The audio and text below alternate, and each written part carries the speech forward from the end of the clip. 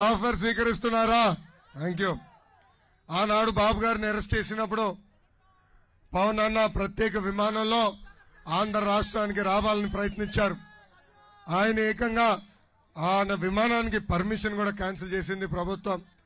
Road మార్గంలో రావాలని ప్రయత్నిస్తే ఆంధ్ర రాష్ట్ర బార్డర్ పైన దాదాపు 3 గంటల సేపు ఆయన్ని ఆపేశారు.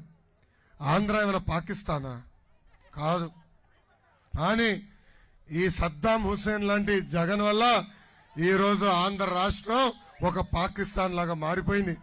అందుకే ఆనాడు చంద్రబాబు గారు పవన్ అన్న కలిసి ఈ సైకో జగన్ ని తరిమి కొట్టాలని నిర్ణయం తీసుకున్నారు. పవన్ అన్న పదే పదే ఒక మాట అంటారు. ఏంటది? Hello AP, hello AP, hello AP, bye bye YCP. ఈ నినాదానికి మనందరం కట్టుబడి ఉండాలని ఈ సభాముఖం తెలుపుకుంటూ, ఇంకా ఈ పేటీఎం బ్యాచ్ ఉందండి. 5 రూపాయలు ఇస్తే గలీజు పోస్టులు పెడతారు, అడ్డగోలుగా పోస్టులు పెడతారు, మన మధ్య చిచ్చు పెట్టడానికి ప్రయత్నిస్తారు, కుటుంబాలు చిచ్చు పెట్టడానికి ప్రయత్నిస్తారు, భార్య భర్తల మధ్యన కూడా చిచ్చు పెట్టడానికి ప్రయత్నిస్తారు.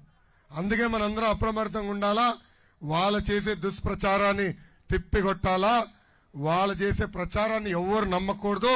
అటు జన సైనికులు, ఇటు తెలుగుదేశం పార్టీ కలిసికట్టుగా ఏ అభ్యర్థి అయితే ప్రకటిస్తారో ఆ అభ్యర్థిని గెలిపించాల్సిన బాధ్యత మనందరిపైన ఉందని ఈ సభాముఖంగా కోరుతున్నా. సీనియర్లు కూడా నేను కోరుతున్నా. సీనియర్లను గౌరవిస్తా, జూనియర్ని గౌరవిస్తా, మిడిల్ లీడర్షిప్ ని కూడా గౌరవిస్తా.